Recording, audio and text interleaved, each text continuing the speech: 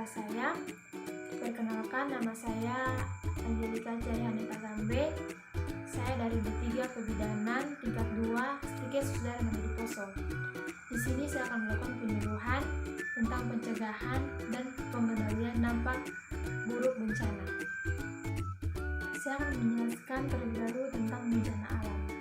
Bencana alam adalah suatu peristiwa alam yang mengakibatkan dampak besar bagi polusi manusia. Peristiwa alam dapat berupa banjir, letusan gunung Merapi, gempa bumi, tsunami, tanah longsor, badai salju, kekeringan, hujan es, gelombang panas, hurikan, badai tropis, taifun, tornado, kebakaran liar, dan wabah penyakit. Selanjutnya yaitu penanggulangan bencana. Yang pertama, menjaga lingkungan sekitar. Yang kedua, hindari membuat rumah di pinggir sungai. Yang ketiga, melaksanakan program tebang pilih dan reboisasi. Yang keempat, buanglah sampah pada tempatnya. Yang kelima, rajin membersihkan saluran air. Yang keenam, membangun pemecah gelombang. Dan yang terakhir, hutan mangrove atau bakau. Selanjutnya yaitu pra-bencana. Penyelenggaraan penanggulangan bencana. Pada tahap pra-bencana meliputi situasi tidak terjadi bencana dan situasi terdapat potensi terjadi bencana. Penyelenggaraan penanggulangan bencana pada situasi tidak terjadi bencana meliputi: yang pertama, peringatan penanggulangan bencana, kemudian pengurangan risiko bencana, pencegahan, pemanduan dalam perencanaan pembangunan, kemudian persyaratan analis risiko bencana, kemudian pelaksanaan dan penegakan rencana tata ruang, kemudian pendidikan pelatihan. Selanjutnya yaitu antisipasi daerah dalam menghadapi kemungkinan bencana.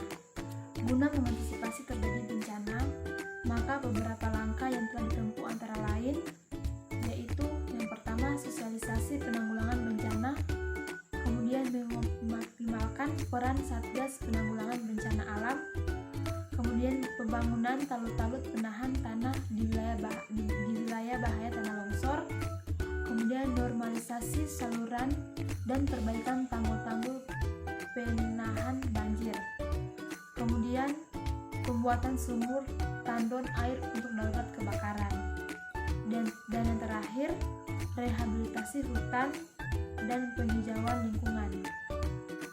Selanjutnya, penanganan bencana.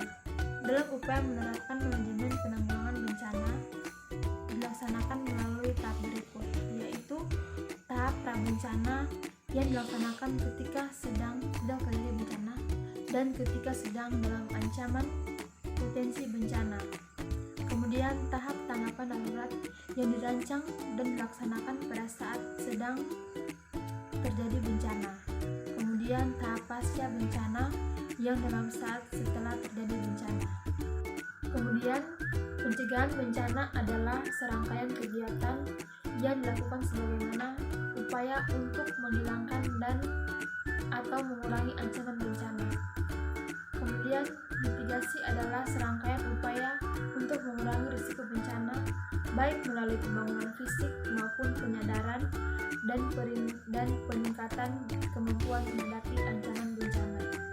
Kemudian kesiapsiagaan adalah serangkaian kegiatan yang dilakukan untuk mengantisipasi bencana melalui perorganisasian serta melalui langkah yang tepat guna dan berdaya guna.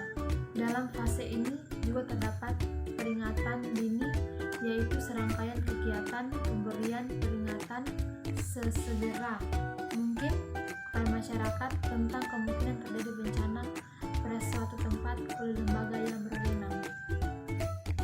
Contohnya penanggulangan bencana yaitu upaya menanggulangi banjir, menjaga lingkungan sekitar, yaitu utama adalah menjaga lingkungan sungai atau selokan. Sungai sebaiknya dipelihara dengan baik. Jangan membuang sampah ke selokan. Sungai atau selokan jangan dijadikan tempat pembuangan sampah.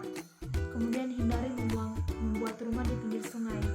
Saat ini semakin banyak warga yang membangun rumah di pinggir sungai.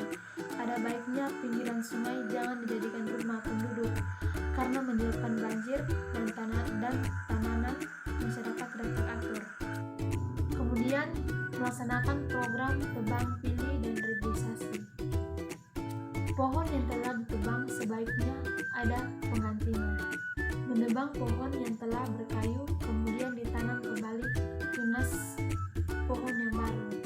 Hal ini ditunjukkan untuk regenerasi hutan dengan tujuan hutan tidak menjadi gundul. Kemudian buanglah sampah pada tempatnya. Seringkali masyarakat Indonesia membuang sampah sembarang, terutama membuang sampah ke sungai. Tentu hal ini akan memberikan dampak buruk kemudian hari. Contoh yang terakhir yaitu bagi membersihkan saluran air. Perbaikan dan pembersihan saluran air tentu harus ada. Di wilayah tertentu bisa diadakan secara gotong royong. Penjagaan ini harus dilakukan secara terus-menerus dengan waktu berkala. Hal ini bertujuan agar terjadi hujan deras tidak akan tersumbat dan mampu mencegah terjadinya banjir.